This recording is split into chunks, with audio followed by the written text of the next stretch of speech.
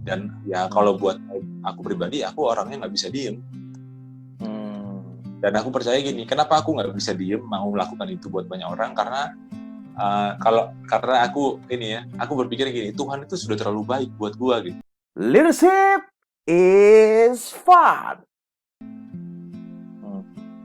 Jadi kalau Tuhan aja udah terlalu baik buat gua, masa gua nggak bisa sih baik buat orang gitu.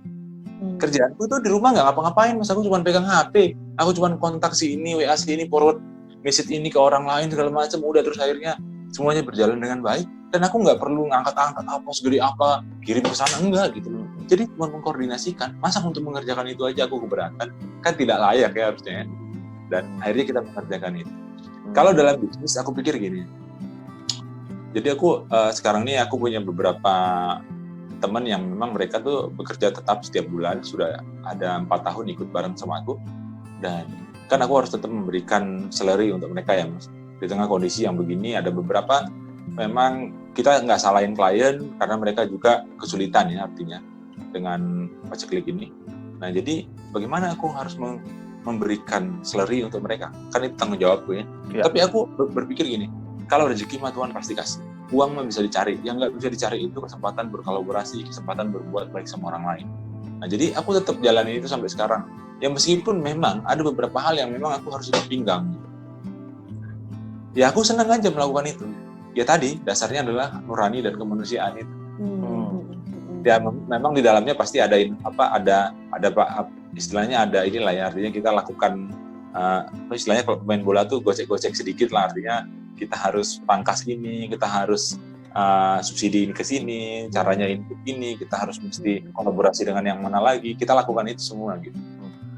Nah yang menarik nih Mas, lu tadi sering sebut nurani dan kemanusiaan nih, itu kan suatu gerakan dari hati lu Mas ya. Pertanyaan gua, siapa yang mempengaruhi bahwa lu akhirnya sadar gue tuh harus melakukan nurani dan kemanusiaan? Dalam sejarah lu tuh siapa yang mempengaruhi itu? Sejarah hidup? Yang paling pertama itu almarhum Kornel Mandagi Siombing. Itu abang mentor saya yang dulu dia vice presidennya PT Dirgantara Indonesia. Dia jadi ceritanya dulu dia itu sering ke Spanyol, ke Inggris, ke Korea karena dia vice presiden marketing. Jadi dia yang mendilkan beberapa kontrak-kontrak pesawat terbang di PTDI, PT Dirgantara Indonesia. Tapi dia itu tinggal di rumah mertuanya. Mertuanya ini udah nggak ada ya. Rumahnya itu rumah papan. Jadi Mas coba bayangkan vice presiden tinggal di rumah seperti itu dan rumahnya kecil. Jadi kita kan nanya nih, Bang kenapa sih abang masih mau di PT Dirgantara Indonesia? Ngapain sih abang di situ mempertahankan itu, sementara Airbus udah minta abang kok kerja di sana, di Inggris, di Spanyol, itu abang bisa dapat berapa gaji yang abang minta gitu kan. Nah, dan waktu itu memang kondisinya juga PTDI kan lagi pilot kan. Nah jadi dia bilang begini, Sar, aku punya di bawahku itu ada 4.000 karyawan dan semua kontrak-kontrak perusahaan dengan perusahaan yang lain itu aku yang bertanggung jawab gitu.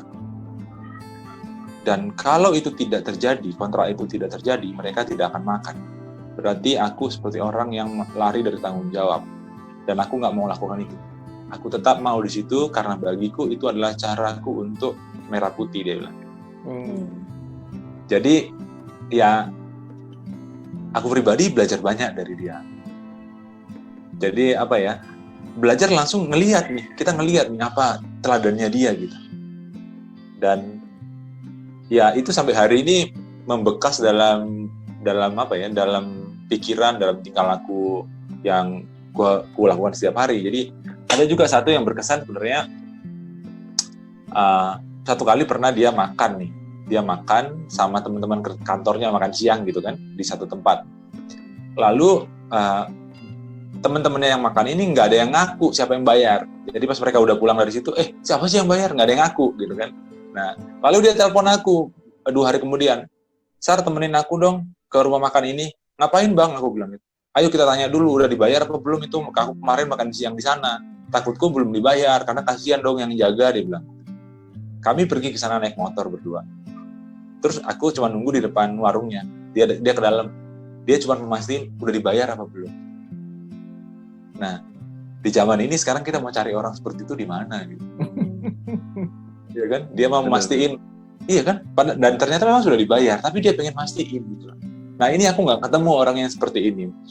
Jadi aku dari abang itu aku belajar banyak. Nah, meskipun aku juga punya 2 abang lagi yang luar biasa, itu ceritanya juga panjang kalau diceritain gitu ya. Yang dua lagi itu begini. Jadi kalau yang satu ini dia punya beberapa unit usaha. Jadi istriku kebetulan bekerja di perusahaannya. Nah, jadi teman-temannya itu kadang nanya gitu ya. Khawatir, aduh nanti gajian nggak ya gitu, karena COVID ini kan. Nah, aku berani bilang gini, abang itu nggak mungkin lari dari tanggung jawab, dia pasti bayar gaji kalian full. Kalau nggak percaya kita taruhan, aku bilang. Nah, dan memang mereka mendapatkan gaji full gitu. Nah, tapi aku tahu kenapa dia memberikan gaji full itu, tahu kenapa? Karena dia tanggung jawab. Itu dia sebagai seorang pemimpin, dia bertanggung jawab terhadap karyawannya. Dia akan memberikan haknya mereka dan dia tidak bersungut-sungut gitu. Meskipun sebenarnya tantangan pengusaha sekarang kan juga lebih ngeri banget. Tapi dia lakukan itu loh. Jadi kalau dia sering bilang tuh to leave a legacy. Dia sering bilang itu sama aku. Jadi ya aku bersyukur kenal mereka dan itu bukan sesuatu yang direncanakan. Jadi kenalnya juga ya kenal berjalannya waktu aja gitu. Itulah yang mereka itu yang membuat aku jadi akhirnya aku juga harus terjun nih, ambil yang lakukan ini dan ini gitu. Dan meskipun sebenarnya banyak teman-teman lain juga yang mau sebenarnya melakukannya. Dan kalau harapanku sebenarnya tadinya aku cuma mau jadi pemicu aja biar mereka juga ngerjain sendiri gitu kan. Lakukan di sana, lakukan di sini, lakukan. Jadi banyak yang melakukannya. Sih begitu, dan memang ada beberapa yang tergerak juga untuk bikin gerakan-gerakan kemanusiaan begitu secara pribadi, ya bersyukur aja gitu. Nah, jadi artinya bahwa inspirasi dari beliau-beliau itu membuat lu menjadi suatu nilai baru buat diri lu, Mas ya, dan itu bisa dilakukan secara versi lu lah gitu ya, kerjainnya gitu ya. Jadi ada juga ini kemarin tuh waktu kita lagi ngumpulin donasi. Jadi aku tuh punya buku, judulnya Speech. Bukunya tuh gambarnya, depannya tuh covernya Nelson Mandela. Jadi cerita-cerita orang-orang yang mampu mengubah dunia lewat speech. Nah, jadi buku itu diberikan sama Bang Cornel ini. Waktu dia sering jalan dulu ke Eropa, aku titip buku satu, dia beliin buku. Aku masih ingat buku itu harganya berapa ringgit ya, dia belinya di Malaysia waktu itu. Nah, lalu aku pikir buku ini aku udah baca. Lalu sekarang kondisi COVID begini kita butuh bantu banyak orang. Nah, apa yang aku harus lakukan? Udahlah buku ini aku lelang. Padahal buku itu satu-satunya peninggalan dia untukku. Tinggal itu, yang lain udah nggak ada. Dan akhirnya buku itu aku lelang. Dan puji Tuhan ya harga lelangnya juga cukup lumayan dan itu bisa membantu teman-teman medis yang berjuang di garda depan. Jadi kita salurkan bantuannya. Ya begitulah. Jadi tapi itu semua sebenarnya spontan dari aku pribadi. Jadi nggak karena orang lain bilang udah ini aja enggak. Begitu. Ya mungkin kalau orang bilang sering-seringlah bercakap-cakap dengan Tuhan dari hati yang paling dalam. Nah ini gue ngomong tentang Tuhan nih, kan lu tadi ngomong bahwa lu menyadari bahwa Tuhan itu baik sehingga lu melakukan hal kebaikan juga bagi orang lain. Nah pertanyaan gue, sejak kapan lu bisa sadar bahwa Tuhan itu baik kepada lu? Oh itu panjang ceritanya juga. Wah itu mengorek masa lalu berarti. Bisa 1 jam nggak cukup ya Bang? Nggak cukup. Langsung inti. Yang intinya aja. Tapi lu bisa begitu tuh. Jadi ceritanya dulu tuh aku seperti anak hilang. Kalau anak hilang yang yang tidak dekat dengan orang tua, ya pokoknya hidupnya broken lah ya, artinya jadi anak yang gelandangan segala macam, bandel gitu-gitu lah ya. Dan sampai akhirnya menemukan bahwa ternyata hidup itu harus dinikmati, harus dihargai, dan kamu berharga di mata Tuhan. Nah jadi akhirnya itu ingat tahun 2007 lah kejadiannya, awal dari titik balik berubah nih dari yang hitam ke putih kira-kira begitu. Dan di situ ya cukup apa ya? Jadi akselerasi diri, semuanya belajar menulis, semuanya belajar cepat, manajemen belajar cepat, berkomunikasi belajar cepat, berelasi belajar cepat, semuanya belajar cepat. Dan ya itu dibantu orang-orang yang selain ada mentor tadi juga punya teman-teman yang lain yang membantu, yang lingkungannya positif. Gitu. Itu sih. Jadi ya apa ya? Dulunya sempat ini sih Mas apa? Narkoba itu mah biasa lah ya. Anak-anak 2000 tuh biasa, tahun 2000-an tuh pasti narkoba udah pasti lah itu. Zaman dulu. Karena memang angkatan orang tua tahun segitu tuh untuk anak-anak segitu memang pola didiknya kan Belanda banget. Jadi kalau you salah you dipukul. Kalau enggak dibanding-bandingin sama anaknya orang lain gitu kan. Nah, itu kan meninggalkan luka ya. Luka iya bener kan. Meninggalkan luka dan kepahitan yang dalam untuk si anak kan. Jadi Mas percaya nggak? Aku karena ngalamin itu sejak tahun 2007 sampai hari ini tuh aku nggak tahu gimana ceritanya bisa aja ketemu siapa, tapi mereka itu punya persoalan itu.